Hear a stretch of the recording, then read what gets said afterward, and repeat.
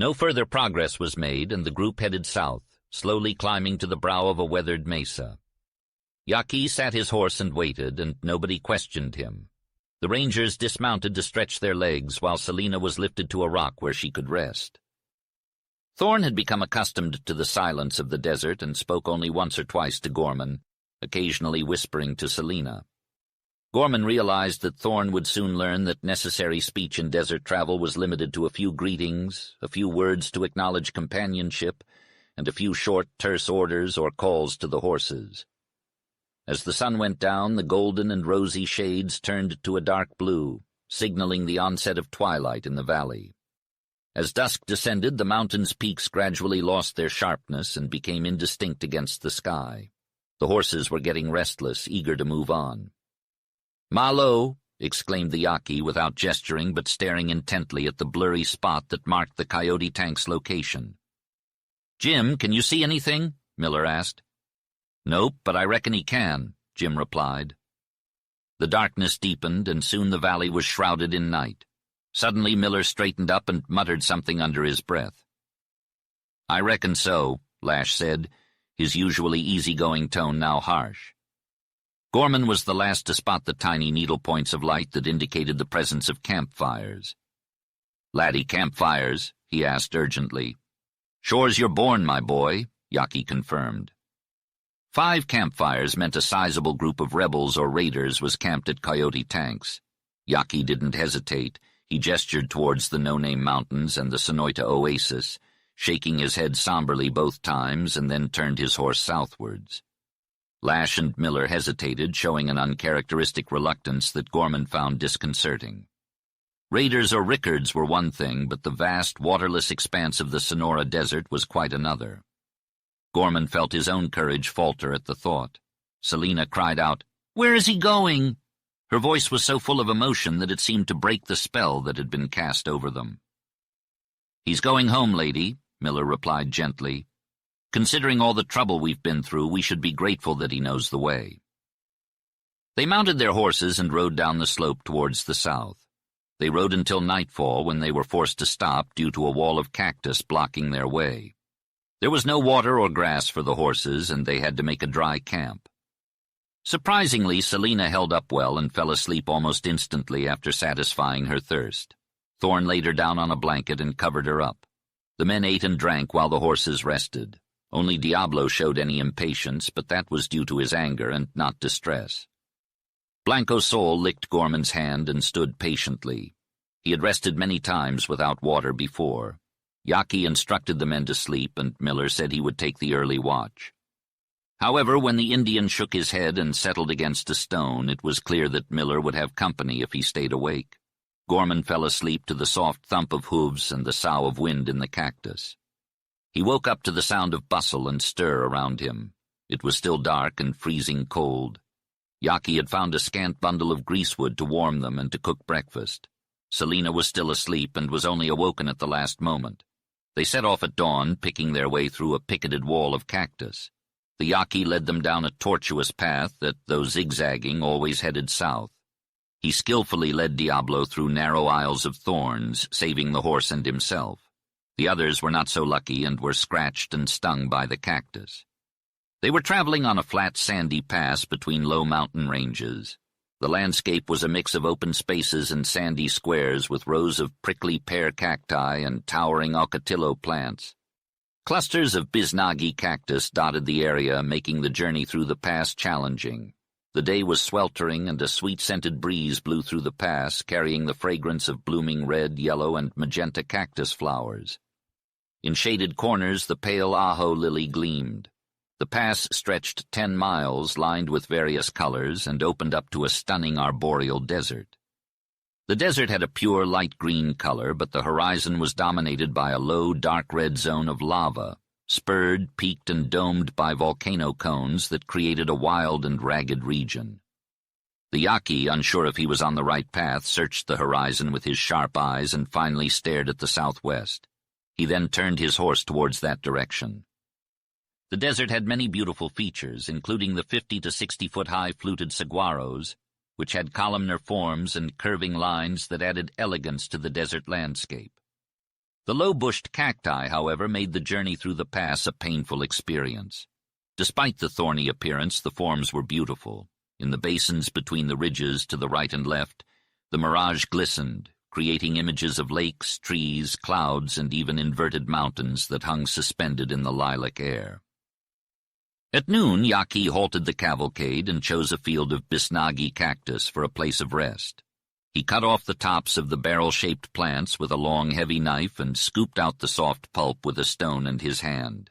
He then pounded the deeper pulp into a juicy mass, leaving a bit of sweet, cool water which man and horse eagerly shared. Thus, Yaki transformed the fearsome desert's growths into a source of sustenance. However, they did not rest for long. The daunting walls of gray-green spikes stretched for miles ahead of them, separating them from the ragged red lava line they had to reach before sunset. The terrain became smoother and faster, but the sharp thorns grasped at their clothing, leather, and skin. The horses bucked and protested, but they were urged on anyway. Only Blanco's soul, the persistent and unyielding, needed no encouragement to keep going. The sand radiated waves of heat, making Selina dizzy in her saddle. Thorne instructed her to drink water and washed her face before handing her over to Miller, who allowed her to ride on Torre's broad back. Yaki's unwavering determination and strength infuriated Blanco Diablo, Belding's formidable white horse. This time, however, Blanco Diablo had met his match. He fought against the rider, bit, bridle, cactus, and sand, but still moved forward, zigzagging and winding through the barbed growth. By mid-afternoon, Thorne was already unsteady on his horse, and Gorman had to support him whenever he could. The giant cactus was no longer as big as its name suggested, and the saguaros became thin and stunted, with most of them standing as single columns. Other cactus varieties showed the signs of a harsher struggle for survival, and the sand spaces between them grew wider. But then the dreaded shining cholla began to appear in shades of pale gray and white on the ascending slope. The hills with rounded tops, colored like sunset above and blue-black below, intervened, concealing the distant spurs and peaks. Red lava tongues, miles and miles long, streamed out between the hills and stopped abruptly on the slope. The runaways were entering a barren, charred world that rose above them in a gradual ascent and spread widely to the east and west. The sand wasteland eventually gave way to cinders, and the horses sank to their fetlocks as they struggled along. A fine, suffocating dust blew back from the leaders, causing men to cough and horses to snort. The hills, perfectly round and smooth, rose up like giant blue-black spheres reflecting the last rays of the setting sun. However, the sun had already disappeared behind the hills, leaving only the streams of lava to guide the horsemen. They rode along the edge between the hill's slope and the rugged perpendicular wall, skirting along the red, jagged lava that looked as though it had only just hardened. The dull rust color was broken up by cracks and crevices, and everywhere grew the thorny cholla cactus. As twilight enveloped the travelers, Gorman could still make out the passage opening up into a wide, deep space where the gray of gnarled mesquite trees relieved the monotonous scenery. Blanco's soul, with his keen sense of smell, whistled to signal the presence of water. The other horses quickened their pace, and Gorman caught the sweet, cool scent of water on the dry air. Yaki, the guide, turned a corner in the lava wall, and the white horses followed, with Gorman bringing up the rear. And there it was, a pale, glinting pool of water, beautiful in the twilight. The following day, Yaki's relentless driving of the horses was not as evident. He did not waste any time, but he did not hurry either. They rode between low cinder dunes that limited their view of the surrounding country until they reached a black floor as hard as flint, with tongues of lava to the left and a slow descent into the cactus plain on the right. Yaki was now heading due west, and Gorman suspected that he was skirting the first slope of a vast volcanic plateau that formed the western half of the Sonora Desert, extending all the way to the Gulf of California. The travel was slow but not too strenuous for the rider and the horse. The strip of black ground between the lava and the plain was tinted gray by a little sand and meager grass. As the Yaki's manner changed, the rest of the party seemed to shift as well. Gorman, who had been worried for his companions, felt a sense of relief. Jim's good nature returned, as if he were patrolling the boundary line once more. Miller's gloom dissipated, replaced by a cool, careless attitude. Thorne began to show a mood of defiance, but it was Selina who underwent the most significant transformation. Though she was still sore and rode her saddle awkwardly, she had found a reserve of strength, and her fear had dissipated. Gorman recognized this change in himself after spending time in the desert. It seemed they were all responding to the desert spirit, and Yaki's influence only added to the primitive feeling. After 30 miles, they arrived at a waterhole with sparse grass but no wood for a fire. The men talked and speculated, but Yaki remained stoically silent. Gorman, Miller, and Lash took turns on watch while Selina was fed in her blankets to combat the cold. As the group prepared for their journey, Selina paced back and forth, rubbing her hands together and trying to warm up in the chilly morning air. The sunrise had given her cheeks a soft rose color, and her eyes sparkled with the clarity of the desert light. Thorne couldn't keep his eyes off her, and even the rangers couldn't help but watch her every move. The Yaki, however, only glanced at her occasionally, but when he did, it seemed like he was about to smile. But he never did. Gorman himself was surprised to find that he kept looking at her too. Was it just because of her beauty, he wondered? He didn't think so. Selina was a woman, and she represented something that men had fought over for thousands of years. The day's journey was difficult and dangerous. The Yaki tore a blanket into strips to bind the horse's legs, a sign that they would be facing the sharp, prickly cholla and the knife-edged lava. Selina had to ride, but the others had to walk. The Indian led them into a narrow gully between two streams of lava that were about 30 feet high. The lava was rougher than anything Gorman had ever seen, and he could barely make out the pale shadow of a trail in the distance. Traveling through the gully was slow and painful, and Gorman couldn't help but wonder what other challenges lay ahead. As Gorman perched atop the lava bed, he gazed out at a vast expanse of red-black terrain that stretched out before him, breaking into millions of crests and ruts. It was a treacherous path with ragged ridges and mounds leading up to a great split escarpment wall that loomed in the distance, its dim peaks shrouded in a hazy blue mist. But Gorman dared not dwell on the daunting landscape before him. He had to focus all his energy on keeping his footing and saving his horse. The tracks of the other horses marked their course, and he had no choice but to follow. Yet nothing could have prepared him for the disintegrating surface of the lava bed. It was the roughest, hardest, meanest, cruelest, and most deceitful kind of ground to travel. It was rotten, with corners as sharp as pikes and yet as slippery as ice. Even a foot of level surface would break through under a horse's hooves. It was seamed, lined, cracked, ridged, and knotted iron. This lava bed resembled a tremendously magnified clinker, a running sea of molten flint that had burst its surface into a million sharp facets as it hardened. And the color was like no other red, dull, dark, and angry, and flaming to the eye. The millions of minute crevices were dominated by deep fissures and holes, ragged and rough beyond all comparison. The fugitives made slow progress, picking a cautious, winding way to and fro in little steps here and there along the many twists of the trail, up and down the unavoidable depressions, round and round the holes. By noon their course had wound back upon itself so many times that they appeared to have come only a short distance up the lava slope. It was rough work for them, but it was terrible work for the horses. Blanco Diablo refused to answer to the power of the Yaki. He balked, he plunged, he bit, and he kicked. He had to be dragged and beaten over many places.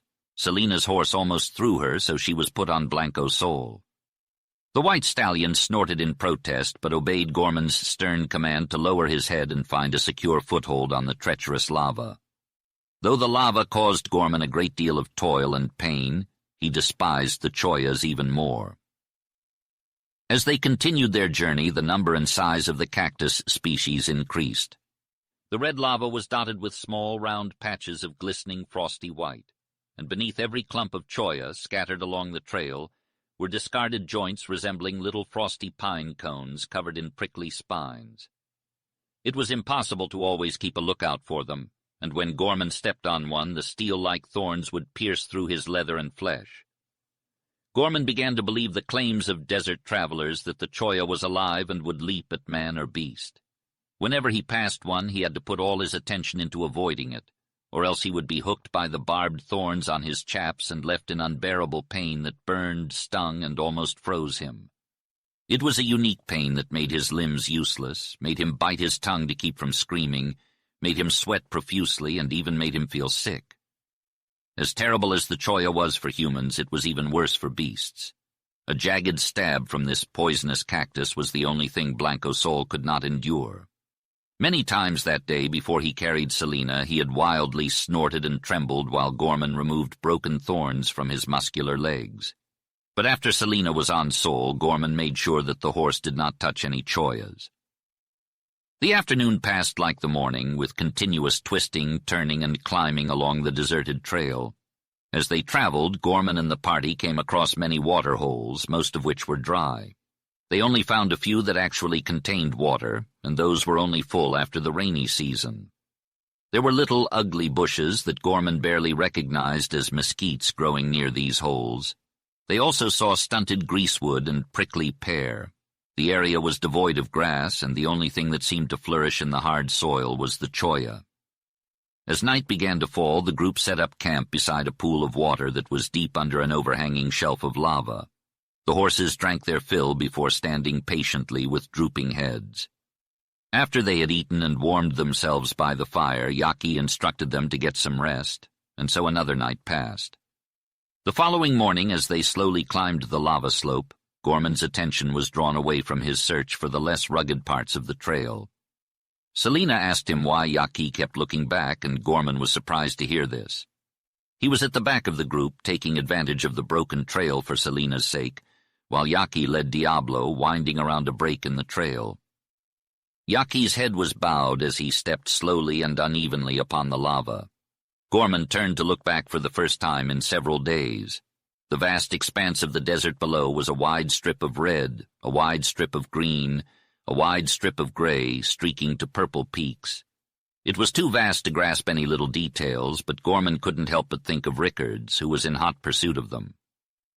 Yaki led on, and Gorman often glanced up from his task to watch the Indian. Eventually he saw Yaki stop, turn, and look back. Miller, Jim, and Thorne also stopped and looked back. Gorman found the desire to look back irresistible. He often rested Blanco Sol and looked back while they traveled, but he didn't use his field glass. "Rickards will follow," Selina said. Gorman was amazed by her statement. Her voice had an unpredictable quality to it. He couldn't quite put his finger on it, but he didn't sense any fear. She was staring down the colorful slope, and something about her, maybe the unwavering, hawk-like gaze of her stunning eyes, reminded him of Yaki. During the next hour, the Indian turned around multiple times, and his followers did the same. Yaki called for a break when the sun was at its peak, and they stopped at a lava ridge that could have been considered a promontory given its view. The horses huddled together and hung their heads. The rangers were about to remove the saddles and packs when Yaki halted them. He stared intently at the slow slope descent, not appearing to look too far away. Suddenly he made a strange noise that Gorman believed was either involuntary or indicative of some tribal characteristic or feeling. It was puzzling, but it was undoubtedly powerful. With his finger, arm, neck, and head, Yaki pointed down the lava slope, his whole body pulsating with direction. His entire being seemed to have come alive and then become frozen. His posture was unmistakable, but his expression hadn't changed. Gorman had never seen the Indian's face lose its hard red-bronze composure. It was the hue, the flintiness, and the essence of the lava beneath his feet.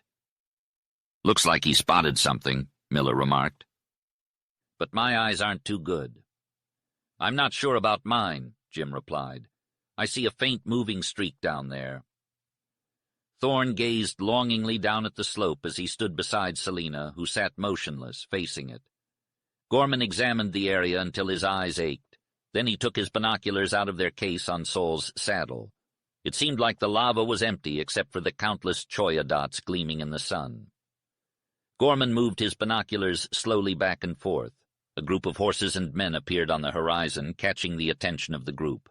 Without a word, one of them handed the binoculars to another, who muttered to himself as he looked through them. "They're about 15 miles away in a straight line," he said. "But according to the trail, they're probably more than twice that distance." "I reckon we're a day and a night ahead of them," Jim replied confidently after taking a look. Thorne's jaw was set as he asked, "Is it Rickards?" Gorman, the one holding the binoculars, replied, "Yes, Thorne, it's Rickards and a dozen or more men." He looked up at Selina, who was transformed by the news. Her beauty, once helpless and appealing, was now transcendent. She radiated Spanish power and passion, breathing out revenge, hate, and an unquenchable spirit of fire. Gorman felt a mood of pursuit, strife, and blood return to him as he saw Thorne's face contort with rage. These rangers were used to risking death, but they were white as sheets now. Then Yaki raised his hand in a strange, slow gesture that was both menacing and terrible. It was the woman who called to the depths of these men, and their passion to kill and to save was surpassed only by the wild hate which was yet love, the unfathomable emotion of a peon slave. Gorman marveled at it all, feeling his whole being go cold and tense as he turned to follow his leaders. The fight predicted by Belding was at hand, and what a fight it would be. Rickards was traveling light and fast, and he was gaining ground. He had paid for his crew with money, grand promises, and maybe even a chance to take down a hated aristocrat. And then there was the harsh, lonely environment, a wasteland of sharp lava and poisonous cacti, a world that was both fierce and repellent. It was a fitting stage for a brutal struggle between men. Yaki and Selina didn't look back, but the others did, and soon enough Gorman saw their pursuers approaching. The plateau's rim was marked by a level line, and sand began to appear in the small lava pits. Slowly but surely the group made their way up the slope. Finally Yaki reached the rim and stood there with his hand on Blanco Diablo. The horse was a magnificent sight, with its brilliant white coat, wild mane and tail, and proud stance. The others soon followed, and they all looked down the red slope. But shadows were gathering below, and they couldn't see any movement. Yaki mounted his horse and rode away with the others following. Gorman realized that the plateau was nothing but a vast field of rough circles, levels, mounds, cones, and whirls of lava. The lava was darker than the slopes and harder than flint. Sand and cinders covered the uneven ground in some places, and strange cacti species competed with the omnipresent cholla. Yaki found a path that his horse could travel at a swift pace, but soon enough they reached a zone of craters. As they rode across the plateau, Yaki kept a close eye on the gaping holes that dotted the landscape. These craters varied in size, but they all shared the same fiery hue. Gorman noticed how Yaki constantly altered their course to avoid them. The ground sloped down to the west, and in the distance Gorman could see the high, rounded peaks of the volcanic region. The lava seemed to move and ripple like an ocean. The terrain became more uneven, and their view was limited until they suddenly emerged from a rocky break and were met with a breathtaking sight. They were on the western slope of the plateau, and it was so vast that they could only see the slant from their height. Yaki and his white horse stood at the edge of a crater that stretched for miles and plummeted 1,000 feet. The red walls were dotted with silvery cholla, and lava streams snaked down the slope and disappeared into sand dunes that bordered the Gulf of California. In the distance, dim mountains rose above the sea, and the setting sun cast a sinister red glow over the barren land. Gorman was awestruck when he saw Yaki lead Diablo onto a well-worn trail along the rim of the crater. Looking down into the fiery abyss, it seemed like an inferno. The opposite cliffs were shrouded in blue haze, resembling smoke. But here Yaki was in his element. He moved with ease and gazed out over the void to the gulf, like a man finally at home. Gorman knew deep down that the Yaki would make his last stand somewhere in this god-forsaken wasteland. The look in his eyes was mysterious and unreadable, but it was enough to make Rickards envision a fitting end to his pursuit. Chapter 15. The path wound along a massive crevice in the side of the crater and then spiraled down into a maze of red walls and hazy blue skies. Suddenly, upon taking a sharp turn, Gorman was stunned to find that the gaping crack in the lava inclined and broadened into an arroyo. The sight was so lush and lovely amidst the angry, twisted red surroundings that Gorman could hardly believe his eyes. Blanco Sol whistled joyfully upon catching the scent of water. Then Gorman spotted a vast hole, a pit in the gleaming lava, a shadowy, cool, and dark well. Evidence showed that during the flood season the water had a way out into the arroyo. The soil appeared to be a fine sand, tinged with red, and was amply covered in long grass, partially still green. Mesquites and palo verdes dotted the arroyo and gradually closed in thickets that obstructed the view. "By golly, I'm stumped," exclaimed Miller. "What an ideal place to hide out. We could have stayed here for a long time. Boys, I saw mountain sheep, the real old genuine Rocky Mountain bighorn. Can you believe it?" "I think it's a Yaqui hunting ground," replied Lash. "The trail we hit must be hundreds of years old. It's worn deep and smooth in iron lava." "Well, all I can say is that Belden was right about the Indian, and I can see Rickards's end somewhere up along that terrible hellhole." The group set up camp on a level spot. Yaqui took the horses to the water and then set them free in the arroyo. It was a weary and solemn bunch that sat down to eat. The tension of waiting equaled the depleting effects of the long ride. Selina remained calm despite the burning intensity in her dark eyes against her pale complexion. Yaqui observed her while the others looked at her with unspoken admiration. Thorn eventually wrapped her in blankets, and she appeared to fall asleep immediately. As twilight deepened and the campfire brightened, a cool wind tousled Selina's black hair and swept strands across her forehead. Little information about Yaqui's plan or objective could be extracted from him. Nevertheless, even Thorn was satisfied with the look of him as he leaned against a stack of wood he had gathered. His gloomy gaze pierced the campfire and occasionally shifted over the motionless figure of the Spanish girl. Meanwhile, the Rangers and Thorn conversed in hushed tones. They agreed that it was entirely impossible for Rickards and his men to reach the waterhole before noon the following day. By that time, the fugitives would have already determined a defensive strategy. The men pondered the nature and location of this defense gravely. Miller claimed that the Yaqui would put them in an impregnable position that would be a lethal trap for their pursuers. They exhausted all possibilities and kept talking even though they were tired. "What stuns me is that Rickards followed our trail," Thorn said, his lined and gaunt face expressive of dark passion. "He pursued us into this dreadful desert. He'll lose men, horses, and maybe his life. He's just a bandit, and he has nothing to gain. If he ever makes it out of here, it'll be through Herculean labor and terrible hardship. All this for a helpless little woman, just a woman. My God, I can't comprehend it." "Indeed, just a woman," Miller replied, solemnly nodding his head. The men then fell silent, gazing into the fire. Each of them might have had a vague sense of the enormity of Rickards' love or hate, some faint and incredible glimpse of the chasm of human passion. The faces around the flickering fire were tough and unyielding, displaying no emotion. "Go to sleep," the Yaqui commanded. Thorn rolled his blanket closer to Selina, and the Rangers followed suit, lying with their feet to the fire. Gorman, however, couldn't fall asleep. His eyes were heavy, but they refused to close, and his body longed for rest, yet he couldn't keep still. The night was dark and dreary, and the arroyo, surrounded by lava, was full of shadows. The starry sky, dotted with white dots, felt near. The silence was deafening, as if everything outside of Gorman's body had ceased to exist. The Yaqui sat motionless, resembling a statue carved from lava, while the others lay silent and still. Would any of them be lying there forever by the next night? Gorman felt a shiver run through his body, a mixture of a shudder and muscle contraction. Despite being accustomed to the desert and its oppressive atmosphere, why did he feel like the weight of the lava and its mystery were crushing him tonight? After a while he sat up and gazed at the fire, where Mona's face appeared in the smoke, glowing and smiling in the embers. Other faces glimmered as well, including those of his mother and sister. He shook off the memories, realizing that this desolate wasteland with its forbidding silence and its ominous promise of danger tomorrow wasn't the right place to be haunted by thoughts of love and home. The paradoxical thing was that this was precisely the place and the night for a man to be haunted. Later, Gorman stood up and strolled down a shadowy path between the mesquites, and the Yaqui accompanied him. Gorman wasn't taken aback. He had gotten used to the Indian's peculiar guardianship. Due to Gorman's intense emotions and the impending danger, he began to scrutinize the Yaqui with greater focus.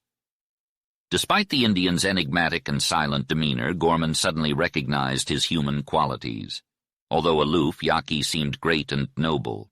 Gorman was reminded of the Indian's tragic story, his home destroyed, his family enslaved and separated. Gorman couldn't comprehend what was in Yaqui's heart and mind, but realized that the difference between savage and civilized men was insignificant. Gorman felt a brotherly bond with Yaqui that couldn't be explained. As dawn approached, Gorman finally slept, and the group prepared to continue their journey. The horses were thirsty and needed water. After a quick meal, they hid their packs in the lava holes, left the saddles behind, and allowed the horses to graze freely. They packed canteens, a small bag of food, and blankets into a bundle. Then Yaki led the way up the steep slope of the lava. The trail they followed veered to the right of the fissure, opposite from where they had come. It was a difficult climb, and with their heavy gear they made slow progress. Selina had to be carried up smooth steps and across crevices. They passed through areas where the fissure rims were only a few yards apart. After a while the rims expanded and the red, smoky crater opened up underneath them. Yaki left the trail and began scrambling down the rough and twisted lava formations that made up the rim. At times he dangled over the edge of the precipice. The group had a hard time keeping up with him. Selina had to be supported on narrow one-foot ledges. The cholla cacti made the passage even more difficult. Eventually the Indian stopped on a slim bench of flat, smooth lava, and his entourage worked diligently to reach him. At the back of the bench, between bunches of cholla, was a niche, a shallow cave with a mold-lined floor. Miller explained that mountain sheep had been living in the refuge for numerous years. Yaki placed blankets inside, left the canteen and the food sack, and using a gesture that was both humble and that of a leader, he invited Selina to come inside. He explained his plan with a few gestures and words. In this secluded spot, Selina would be hidden. The men would go around to the opposite rim and block the trail leading down to the water hole. Gorman looked around and noted that it was the wildest and most rugged spot he had ever been to. Only a sheep could have climbed up the wall above or along the slanting shelf of lava beyond. Below them glistened a bank of cholla, frosty in the sunlight, and it hung over an apparently bottomless abyss. Miller gave Selina the smallest gun in the party. "Make sure you're fully prepared," he said simply. "You probably won't need it, but if you do—" He trailed off, his paws hanging heavily in the air. Selina met his gaze fearlessly, her eyes flashing with determination. Thorne, on the other hand, seemed shaken as he hurriedly said goodbye to his wife. The rangers followed the Yaki's tracks carefully, climbing up to the rim and following its edge until they reached the narrowest point of the fissure. Yaki seemed intent on leaping it, but Miller held him back. They continued along the rim until they reached several bridges of lava that crossed it. The fissure was deep in some areas and choked in others, and it seemed to have no direct outlet into the arroyo below. The bottom must have been far below the level of the water hole. After crossing the fissure, they soon found the trail and followed it back from the rim. Yaki gestured to the corrugated slope of the crater where there were numerous holes and crevices that could conceal 100 men. Yaki strode up the trail towards a higher point where he stood motionless against the sky. The rangers and Thorne found a deep depression with several ruts that provided sufficient cover. Though it wasn't the most hidden spot, it was free from the dreaded cholla. They laid down their rifles and guns and removed their heavy cartridge belts before settling down to wait. Their location was close to the rim wall and about 500 yards from the opposite rim, which appeared considerably lower than their own. The glaring red cliff presented a deceiving and confusing sight. The rugged wall had 1,000 ledges and holes, making it difficult to locate Selina. Thorne, Miller, and Lash each had their own ideas as to where she could be hiding. Gorman's opinion was disputed until he used his field glass to prove he was right. With the white patch of cholla, the bench, and the sheep eyrie in sight, it was clear that Yaki had hidden Selina in a spot only a vulture could find. Jim Lash remained calm, while Miller grew restless and Thorne became consumed with rage. Gorman tried to put the impending action out of his mind and instead took in the grandeur of the desert. The boundless expanse around him made him feel as though he was at a high altitude, with the red slope merging into the distance and the field of craters rising towards the peaks. As Gorman watched, the crater beneath him seemed to grow and deepen. The vastness of the world around him overwhelmed him. The sight of the convulsed world of lava that nature had created had seized hold of him. It was impossible for him to grasp the meaning of size or distance in this place. As the hours passed, the sun climbed and the blue hazes deepened. The surfaces of lava turned redder. Miller, who had been keeping a lookout, noticed that Yaki was missing. Jim Lash emerged from the crevice and buckled on his cartridge belt. He looked out at the vastness of the plateau, pausing in doubt before scanning the area again. "I reckon my eyes are bad," he said. "Maybe it's the red glare. What are those creeping spots up there?" "I've seen them. Mountain sheep," replied Miller. "Guess again, partner. John, you better use the field glass and check up the slope," said Lash. Gorman adjusted the field glass and began to search the lava, beginning close at hand and working away from him. After a while, the glass became stationary. "I see half a dozen small animals, brown in color. They look like sheep, but I couldn't distinguish mountain sheep from antelope." "They're bighorn sheep," said Lash. "If you head east and search under that long wall of lava, you'll see what I see."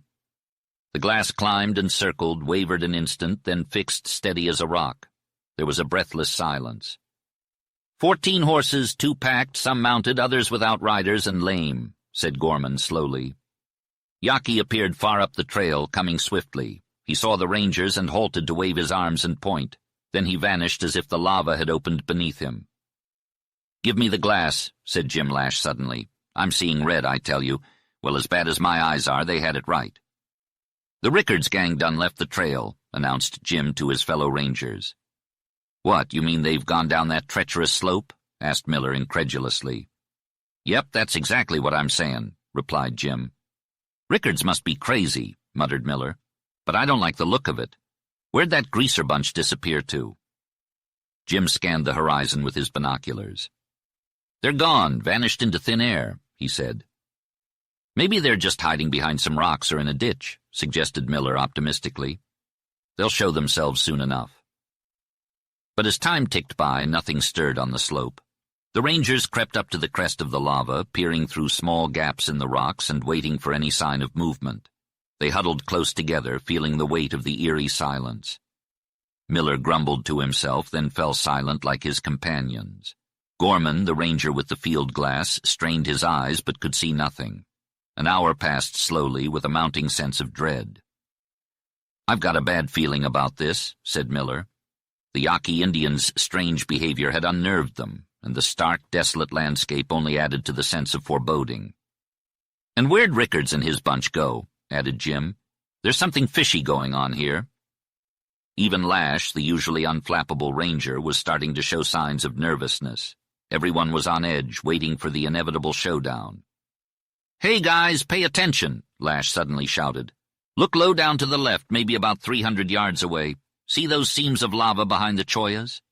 "At first I thought it was a sheep, but it's the Yaqui. He's crawling as fast as a lizard. Can't you see him?" Jim's companions took a moment to spot the Indian. The Yaqui slithered along the ground like a snake, moving with incredible speed. He even managed to pass directly under the dangerous choyas. Occasionally he stopped to lift his head and take a look around. He was headed towards a huge whirl of lava that rose higher than any other point on the slope. This spur was a quarter of a mile away from where the rangers were positioned. "I'm pretty sure he's heading for that high place," Miller said. "He's going slow now. Oh, he stopped behind some choyas. He's getting up. Wait, he's kneeling. Now what the hell?" "Laddie, take a look at the side of that lava ridge," Jim called out sharply. "Something's not right.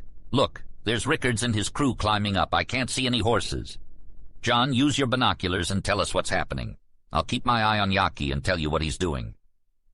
Gorman had a clear view of Rickards and his gang as they struggled up the rough lava on foot. They were heavily armed, but none of them were wearing traditional cowboy gear. Gorman could see the lean, sun-baked faces, the unkempt black hair, and the ragged, dirty clothes that had once been white. "They're almost at the top now," Gorman remarked. "Look, they've stopped. I can see Rickards. He looks crazy. Holy crap, there's an Indian with them. It's a Papago. He used to work for Belding. The Indian is pointing in this direction and then down. He's showing Rickards the trail." "Boys, Yaqui is in range of that group," Jim said quickly. "He's raising his rifle, but he's doing it really slowly. Lord, he's slow." "He's got someone covered, but I don't know who," said one of the men. "I think he's going for Rickards," added another with a grim tone. "Rickards, yes, yes!" cried Thorne, filled with suspense. "No way!" Miller's voice broke in with disdain. "Gentlemen, mark my words, Yaqui will take out the Papago. That traitor knows this place like the back of his hand, and he's probably telling Rickards everything," he continued. Suddenly a sharp rifle shot echoed through the air. "Laddie's right," yelled Gorman. "The Papago's hit, his arm drops, and there he goes." More shots followed, and Yaqui was seen standing tall, firing rapidly at the swift-footed Mexicans. As far as Gorman could tell, none of the bullets had hit him. Rickards and his men disappeared behind a bulge of lava. Then Yaqui calmly backed away from his position, carefully watching for any signs of pursuers. Eventually he turned and walked straight towards the ranger's position, veering off about 100 paces below it, and vanished into a crevice. His plan was clear: to lure his pursuers within rifle shot. "Jim, your wish came true. Something happened," said Miller, "and thank goodness for Yaqui. That Papago would have ruined us. But even so, he might have told Rickards more than enough to make us sweat." Thorne, with a drawn face and a passionate plea, cried out, "He had the chance to kill Rickards, but he didn't take it. He didn't take it." Only Miller was able to respond to the cavalryman's poignant cry. "Listen, son," he said, his voice ringing out. "We all know how you feel, and if I had that one shot, I could never have picked the Papago guide. I would have had to take out Rickards. That's the truth of it. But Yaqui was right. Only an Indian could have done it. You can bet your life that if the Papago had been alive, we would have had slim chances of survival. He would have led Rickards straight to Salina, and then we would have had to fight it out of cover." As they waited for the Yaqui's next move, Lash couldn't help but admire the Indian's intense hatred for greasers. Passing up a shot at one had left him in awe. He struggled to find the right words to express his thoughts, but all he could say was, "Damn me, my sombrero is off to the Indian." "I reckon so, and I reckon the ball's opened," replied another man named Gorman. Lash had never seen Gorman so calm and collected. He casually tapped the breech of his Winchester, not addressing anyone in particular. "Yaqui's opened the ball. Look up your partners there, gents, and get ready to dance." The men were lying under the bank of a half-circular hole in the lava, waiting for the Yaqui's next move. They were shielded from possible fire from the higher ridges of the rim, which were about 300 yards away. Gorman had the best position and was farthest to the right. Jim came next, hidden in a crack. Thorne and Miller were in the most exposed positions and kept a sharp lookout over the uneven rampart of their hiding place. As time passed, the sun began to slope westward, and the air grew hotter. The silence was unbearable, and the light reflecting off the lava seemed red. The men continued to wait and wait, with no sign of impatience even in Thorne. The air was filled with a burden or quality that was composed of heat, menace, color, and silence. It was almost too much to bear. Without making any attempts to escape, the quietness of the moment was shattered by the piercing sound of a gunshot that rang close by. It was clear and sharp, unlike the sound of a carbine. Following the gunshot was a high-pitched cry that pierced Gorman's ears, sounding like an involuntary shriek of death. "Yaqui's got another partner," said Jim Lash in a straightforward tone. Soon after, the sound of carbines began to echo through the air, quick and light like sharp spats. Gorman peeked out from behind his cover and saw faint whitish clouds above the lava, all that could be seen from smokeless powder. He then noticed small tongues of fire in front of dark spots against the background of red. Miller's .405 rifle began to spang with its powerful sound. Thorne was firing rapidly, but not accurately. Jim Lash sang a tune between shots. "Turn the lady, turn the lady, turn. Alaman left. Swing your pardners. Forward and back. Turn the lady, turn." Gorman joined in the fight, not sure if he hit any of his targets, but feeling something release within him as he took action. Suddenly, a hail of steel bullets rained down on the Rangers, hissing as they hit the lava and ripping through the choyas. Cactus pieces flew into Gorman's face, making him fear the flying thorns more than the bullets. "Hold on, boys," called Miller as he reloaded his rifle. "Save your shells. The greasers are spreading on us, some going down below Yaqui, others moving up for that high ridge. When they get up there, it's going to get hot for us." "There ain't enough room for all of us to hide here," Miller said as he peeked over the rim. The sound of shots echoed around them, seemingly coming from below. Miller grew braver and rose higher, but a sudden shot from in front caused a choya to rip and a bullet to hit Miller's face. Gorman's sharp hearing registered the sound of the steel missile hissing onward. Miller cursed as he stumbled back down into the hole, his face now covered in blood. Gorman felt sickeningly sure that Miller had been seriously hurt. He ran to him, calling out, "Laddie, laddie!" "I ain't been shot, it's a damn choya burr. The bullet knocked it in my face. Pull it out," Miller yelled as he clutched his cheek. The long spiked cone was firmly embedded in Miller's cheek, with blood streaming down his face and neck. Gorman tried to pull it away, but the barbed thorns held it in place. Miller writhed and cursed, making it almost impossible for Gorman to do anything. "Put your knife blade under and tear it out," Miller ordered hoarsely. Following his orders, Gorman slipped the blade in between the thorns and with a mighty jerk tore the choya out of Miller's flesh. Miller's face was white where it wasn't red and raw. A volley of shots rang out from a different angle, and steel bullets struck the lava all around them. At first, Gorman thought the shots were coming from above them. He saw them rise up suddenly like little white and dark bumps on the top of the lava. They weren't there before. Then he saw the small, pale flames leaping up. As he ducked down, he heard a bullet hit Miller. At the same time, he heard Thorne cry out and fall, and he heard Lash's boots scrape away quickly. Miller fell backwards, still holding the .405. Gorman pulled him into the safety of his own position and, afraid to look at him, picked up the heavy weapon. He gripped the rifle with a kind of savage strength and aimed and fired with a cold and deadly intent. The first greaser crouched low, his carbine clattering down, then crawled behind the rim. The second and third retreated. The fourth seemed to flop up over the crest of the lava. A dark arm reached for him, grabbing his leg and trying to pull him up. It was no use. The bandit wildly grasped at the air before falling and sliding down a steep shelf, rolling over the rim and hurtling out of sight.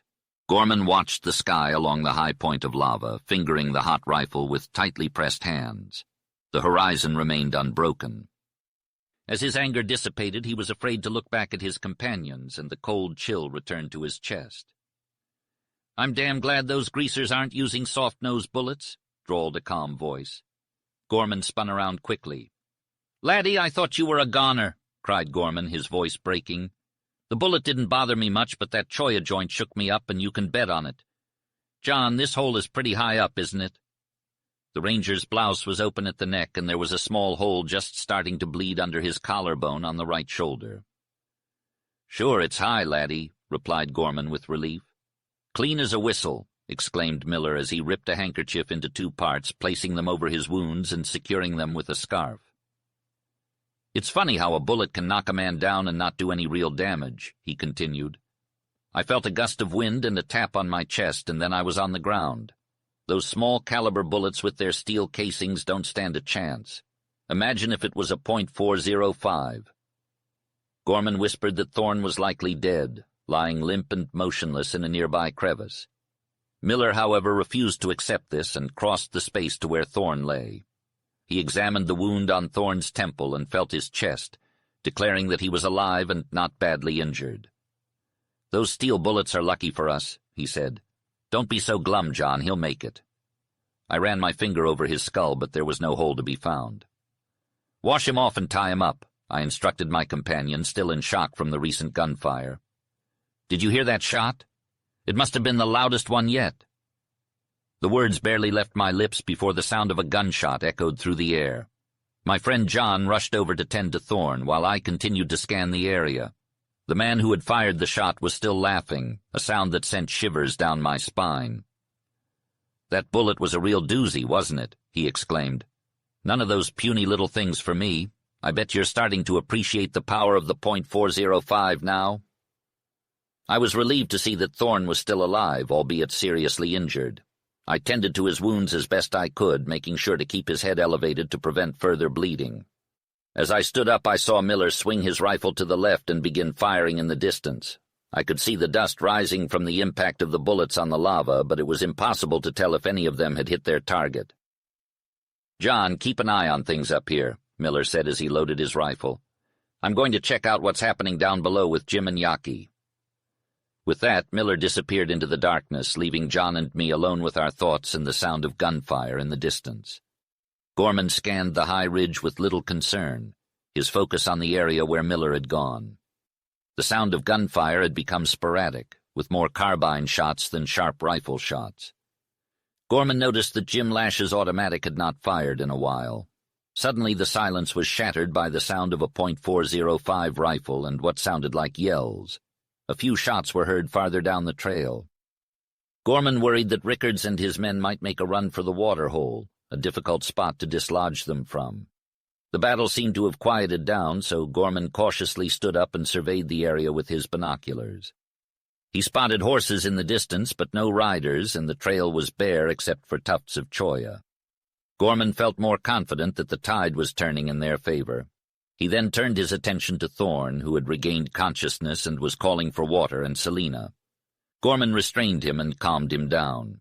For the first time in hours, Gorman took in his surroundings, noticing a change in the colors and appearance of the desert and the sun.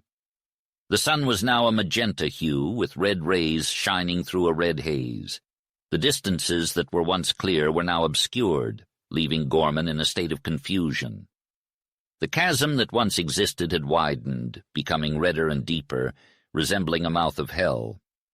The scene was grand in its devastation, lacking in beauty but majestic in its desolation.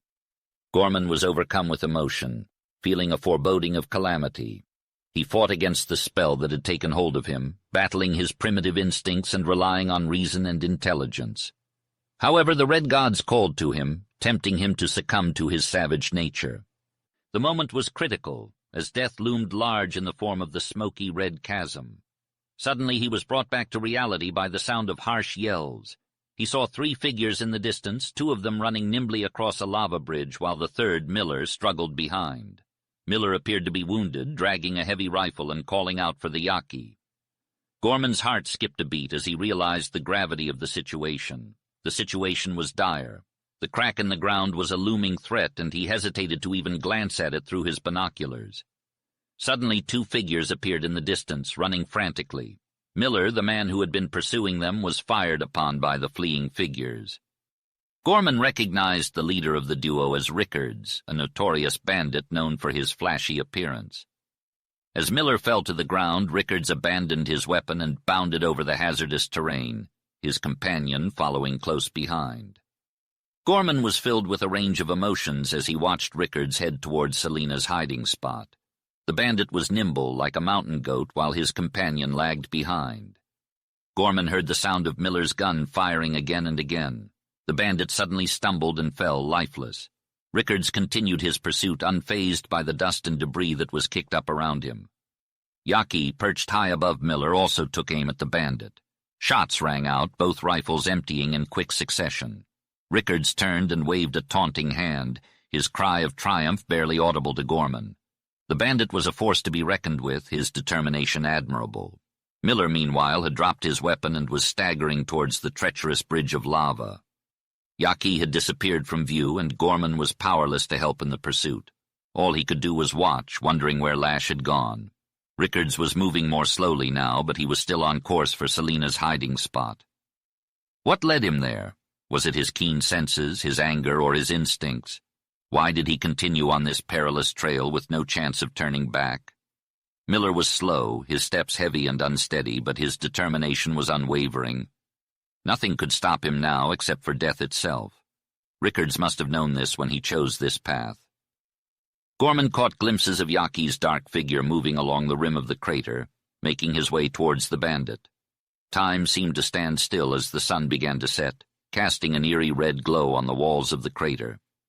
The silence was deafening, and Gorman could feel the weight of the abyss bearing down on him. Miller crawled along the narrow trail while Yaqui seemed to fly across the jagged terrain. But what impressed Gorman the most was the unwavering determination of Rickards, who now had no weapon. Gorman could see this through his glass, and he knew that death surrounded Rickards from all sides. He never wavered, never stumbled as he made his way towards the lower end of the ledge. Gorman's doubts turned to certainty when he realized that Rickards had seen Selina. It was unbelievable, but Gorman knew it was true. With his heart pounding, Gorman raised his Remington and began firing, emptying his magazine. But Rickards didn't even flinch, and Gorman could hear Thorn's cry of horror behind him. The cavalryman had regained consciousness and was pointing at Rickards. His eyes were fixed on the bandit, who seemed to be invincible. He was trying to speak, but the words wouldn't come. Gorman turned around, stiff with determination, hoping Selina could protect herself. She had a gun, and he had no doubt she would use it. But he couldn't help but be afraid for her, knowing how terrified she was of this savage man. Rickards appeared on the ledge, moving with the grace of a panther. He must have seen Selina inside the cave, because suddenly there were gunshots ringing out in the air, Rickards fell to the ground as if struck by a heavy blow. Even as Gorman screamed in madness, the bandit stood up, seemingly too quick and agile to be seriously injured. Selina appeared, a small, dark figure emerging from the cave. She backed against the wall, and Gorman saw a puff of white smoke followed by a gunshot. But Rickards lunged at her, and Selina ran straight towards the edge of the cliff. It was clear what she intended to do, but Rickards caught up to her just as she reached the precipice, and a piercing scream echoed across the crater. Gorman couldn't bear to watch. Thorne cried out in despair, and Gorman caught him just as he was about to stumble down the slope. They both fell, and Gorman was covered in thorns. "Shoot her, Gorman! Kill her!" Thorne screamed. "Can't you see what Rickards is doing?" Thorne fainted, and Gorman stood there, stunned for a moment. Rickards wasn't killing Selina, he was overpowering her. His movements were slow and deliberate, while Selina fought like a wild animal, tearing and struggling against him. It was clear what Rickards intended to do. In excruciating pain, both mentally and physically, cold, sick, and weak, Gorman tightly held onto his rifle and aimed at the struggling forms on the ledge. He pulled the trigger, and a cloud of red dust rose from where the couple was struggling. Gorman fired again, hoping to hit Rickards and praying to kill Selina. The bullet missed its mark.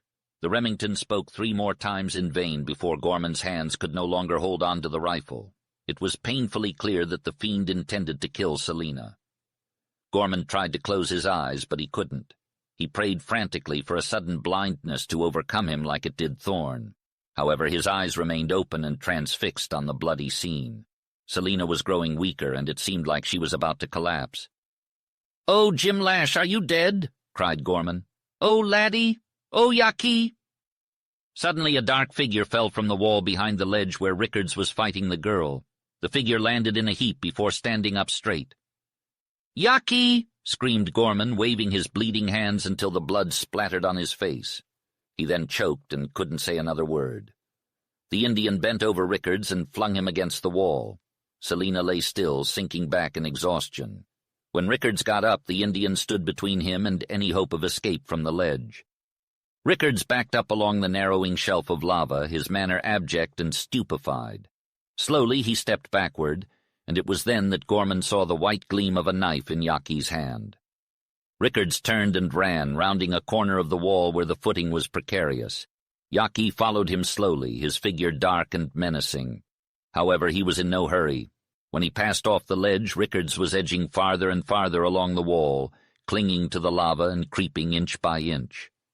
He had perhaps thought he could work around the buttress or climb over it.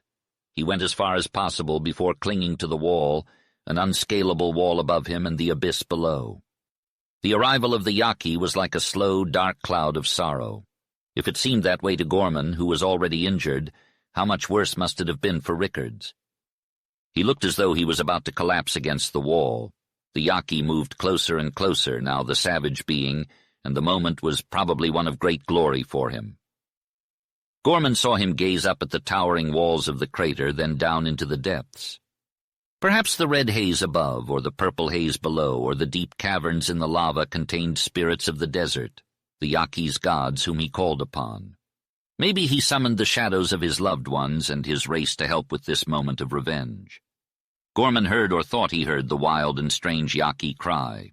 Then the Indian approached Rickards, bending low to stay out of reach. His movements were painfully slow. Would the Yaqui never end it? A wail floated across the crater to Gorman's ears. Rickards fell backwards and plunged straight down. The wall of white choyas caught him, impaling him on their sharp spikes. How long did Gorman sit there, dazed, watching Rickards thrash and writhe in a convulsive frenzy? The bandit seemed insane, desperate to die after the delay. When he finally broke free, he was no longer a human, but a white and spiky ball of choya burrs, slipping off the bank and plummeting down into the purple depths of the crater. Chapter 16. On March 1st, the Federal forces took over the garrison at Casita. The rebels were quickly defeated in a brief and intense battle. The remaining rebels scattered into smaller groups and fled eastward towards Nogales. Unfortunately, Forlorn River would never return to its former unhurried pace. Belding's predictions were spot on. The group of settlers that had trickled in earlier were merely a preview of the actual invasion of Altar Valley. Word spread quickly among refugees from Mexico and Casita that Forlorn River was a place where water, wood, grass, and land could be found. Almost overnight, white tents and red adobe houses sprouted up, glistening in the sun. Belding, the man in charge, was ecstatic. He believed that Forlorn River's dark days of apathy and lack of enterprise were in the past. He hired 2 trustworthy Mexicans to ride the boundary lines and focused on ranching, irrigation, and mining projects. Every morning, Belding anxiously awaited news from Sonoita or Yuma, hoping to hear that Yaqui had safely guided his party across the desert. Belding was a man of action, not reflection. When life's complexities overwhelmed him, he found his way out, even if he didn't fully understand how. His wife, Mona, was an enigma to him. Though she was usually sunny like the desert sun, she was also subject to sudden changes and storms of willfulness. For now, Belding was content to see her in a lighter, happier mood, dreaming and watching the west. As the days grew warmer in March, Belding's thoughts turned more and more to his beloved horse, Blanco Diablo. He wondered if Diablo was running, walking, or resting, and if Yaqui had found water and grass for him. Belding's affections were hearty, but he was not one for sentimental displays. His memories of Blanco Diablo were enough to sustain him. Despite the challenges that lay ahead, Belding, Mona, and their daughter appeared to be leaving the dark days behind. The future of Forlorn River looked brighter than ever before. The noon hours were scorching hot, indicating the impending summer heat. Despite not receiving any word from the rangers, Belding wasn't bothered. His womenfolk seemed to believe that no news was good news, so he chose not to worry. Forlorn River was undergoing various changes, including the installation of post office service and the construction of a mezcal drinking house. Belding had worked tirelessly to get the post office running, but he was displeased with the idea of a saloon in Forlorn River. However, he knew it was inevitable since the Mexicans desired mezcal. He had managed to keep the fiery cactus drink out of the border hamlet. Many people drifted into Forlorn River, including miners, cowboys, prospectors, outlaws, and those of nondescript character. They often made the saloon, which also doubled as an inn, their gathering spot. Belding, Carter, and other old residents realized that Forlorn River required a sheriff. One morning, while Belding was on his way to the corrals, he saw Mona riding Blanco Jose down the road at an astonishing speed.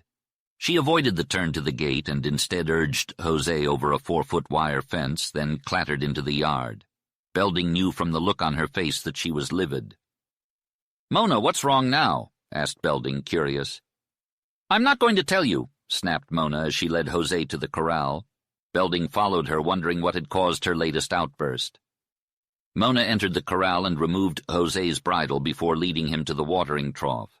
Belding appeared and began to unbuckle Jose's saddle girths without a word. He glanced at Mona and was taken aback by the tears in her eyes. This was not one of her usual tantrums. Belding pondered as he hung Jose's saddle in the shed. When he returned to the corral, Mona was crying with her face against the bars. He put his arm around her and waited. Though they rarely expressed it, there was a strong bond between them. "Dad, I don't want you to think I'm a baby anymore," she said through tears. "I've been insulted." Belding's mind started racing. "I knew something was up. You'd better tell me." "Dad, I will if you promise not to tell Mom, not to take a gun down there, and never to tell John," Mona said firmly. Belding didn't give promises lightly. "Mona, I need more information before I promise anything." "If you don't promise, I'll never tell you," Mona declared. Belding thought for a moment before finally agreeing. "Okay, I promise not to tell your mother, and I won't take a gun down there since you're safe now. But I won't promise to keep anything from John that he needs to know." "Dad, what would John do if he were here and I told him I'd been horribly insulted?" Mona asked. "It would depend. John usually does what you want, but if he had a good reason, he wouldn't hold back. Remember what he did to Rickards?" Belding replied. "Mona, what's going on?" Mona took a deep breath and composed herself before responding. "The other day on Wednesday," she started, "I was walking home when I saw a commotion in front of the mezcal bar. It was a rowdy crowd, and I didn't want to walk through it or appear scared. But I had to do both. There were a few young men, and if they weren't drunk, they were certainly impolite. I didn't recognize them, but Mrs. Carter told me they might be part of the mining company that got chased out of Sonora by rebels. Anyway, these boys were American. They were blocking the path and grinning at me. So I had to walk on the street. The rudest one followed me. He was a big guy with a red face, bulging eyes, and a cocky attitude. He caught up with me and talked to me. I ran home, and as I did, I heard his friends laughing at me. Today, while I was riding up the valley road, I saw those same guys again. They had tools and were surveying. I thought of John and how he always wanted equipment to help him with his plans for irrigation. I was surprised to see these strangers surveying Laddie's land. The road was sandy, and Jose was walking by. So I stopped and asked these engineers what they were doing. The leader, the same bold fellow who followed me, seemed pleased to have my attention. He was too friendly, swaggering around like he was a gentleman, but he wasn't. He told me he was going to bring water to Altar Valley. Dad, you can bet that made me mad. That was John's plan, his dream, and there were surveyors on Laddie's claim. Then I told him he was on private land and needed to leave. He appeared to forget his flirtatious tendencies in awe. Then he looked sly. I could read his thoughts. It was news to him that all the land along the valley had already been claimed. He made a remark about not seeing any squatters on the land, and then he clammed up on that topic. But he started to flirt again. He grabbed onto Jose's bridle, and before I could catch my breath, he said I was beautiful and wanted to make plans with me. He said his name was Chase and that he owned a gold mine in Mexico. He said a lot more that I didn't catch, but when he called me dearie, well, I lost my temper. I yanked on the bridle and told him to let go. He held tight and winked at me. Maybe he believed he was a gentleman to be infatuated with. He appeared certain of victory. One thing's for sure, he didn't know the first thing about horses. It frightened me the way he got in front of Jose. I thanked my lucky stars I wasn't on Blanco Diablo. Well, Dad, I'm a little embarrassed now, but I was furious. I struck him across the face with my whip. Jose leapt and sent Mr. Chase tumbling into the sand. I didn't regain control of the horse until I was out of sight of those surveyors, and then I allowed him to run home. Mona, I believe you punished the guy enough. Perhaps he's just a vain pushover, but I don't like that kind of behavior. It's not very Western. I suspect he won't be so smug next time. Anyone would remember being hit by Blanco Jose. If you had been on Diablo, we'd have to bury Mr. Chase. Thank goodness I wasn't. I'm sorry now, Dad. Maybe the guy got hurt. But what else could I do? Let's forget about it, and I'll be cautious about where I go riding in the future. Dad, what's going on with all this surveying around Forlorn River? Mona asked her father, Belding. I'm not sure, Mona, replied Belding, deep in thought. It's concerning. It looks like good news for Forlorn River, but bad news for John's plan to irrigate the valley. I'd hate for someone to beat John to it. We won't let anyone take John's rights, declared Mona. How did I not know about these surveyors? I don't know, muttered Belding. They must have just arrived. I'll go see Mrs. Cater. She mentioned some Americans who were run out of Sonora and have mining interests. They might know something. Belding discovered that he was the last person in Forlorn River to hear about Ben Chase and his son, mine owners and operators in Sonora. They had been besieged by rebels and driven off their property, which was being held for ransom. The Chases, along with their miners, had packed up and headed for the border. Casita was their intended destination, but for some reason they ended up in Forlorn River. Ben Chase saw the potential of Altar Valley and wasted no time putting men to work. Belding wanted time to think over the situation, so he returned home without visiting the Chases. The following day, Belding went to the valley to see the progress for himself. Mexicans were quickly building adobe houses on Miller, John Gorman, Jim Lash, and Thorne's Acres, and men were staking the valley floor and riverbed. It was enough for Belding. He turned back towards town and headed for the intruders' camp. The surroundings of Forlorn River, except for the riverside, reminded him of a newly discovered mining camp with a mushroom-like growth. Tents were scattered throughout the area, while adobe shacks and rough clapboard houses were in the process of being constructed. Belding was taken aback by the new developments, as he had been too busy to hear any news about the village. When he was told to go to the headquarters of the Chase Mining Company, he went there with growing anger. Upon arriving at the large tent with a massive canvas fly, Belding saw several men smoking and chatting while sitting in their shirt sleeves. He gruffly introduced himself and demanded to see Mr. Chase. Despite being slow-witted and absorbed in his own emotions, Belding could tell that his presence was unsettling to the men. They looked frightened, exchanged glances, and then quickly turned to him. A tall, rugged man with sharp features, shrewd eyes, and white hair got up and offered his hand. "I'm Chase, Senior," he said. "My son Radford Chase is here somewhere. You're Belding, the line inspector, I presume. I've been meaning to pay you a visit." He appeared to be a rough, boisterous man, but he was still friendly enough. "Yes, I'm the inspector," Belding replied, ignoring the outstretched hand. "And I'd like to know what the hell you're doing claiming land that belongs to my rangers." "Land claims?" Chase echoed slowly, studying Belding. "We're only taking up unclaimed land." "That's a lie. You couldn't have missed the stakes." "Well, Mr. Belding, I think my men may have stumbled upon some staked ground, but we only recognize squatters. If your rangers think they own the property just because they drove a few stakes into the ground, they're wrong. According to the law, a squatter must build a house and live on the land for a certain amount of time before they can claim it." Belding knew he couldn't argue with that logic. "According to the law," he exclaimed. "So you're admitting that you've taken our claims?" "Mr. Belding, I'm just a straightforward businessman. I came here to make a living. There's a prime opportunity here, folks. No one seems to have a legitimate claim to these lands. I mark off my territory, discover some squatters, and begin construction. It appears to me that your rangers have neglected some critical precautions. That's unfortunate for them. I'm more than happy to defend my claim and support all of the squatters that work for me. If you have a problem with it, take it up with the authorities in Tucson. The law will be on my side." "The law? Listen, out here on the southwest border, we don't have any law except for a man's word and his gun." "Well, you'll find that United States law has arrived with Ben Chase," responds the other, snapping his fingers. He remains calm and collected, but his facade has crumbled. "You're not from the West, are you?" inquires Belding. "No, I'm from Illinois." "I thought so. You wouldn't last a day on the Texas border, would you? You're one of those land and water hogs who have come to root themselves in the West. You're like those timber sharks who take everything and leave nothing for those who come after. Mr. Chase, the West would be better off and last longer if people like you were driven out. You can't drive me away." "I'm not so certain of that. Just wait until my rangers return. I wouldn't want to be in your shoes. Don't misunderstand me.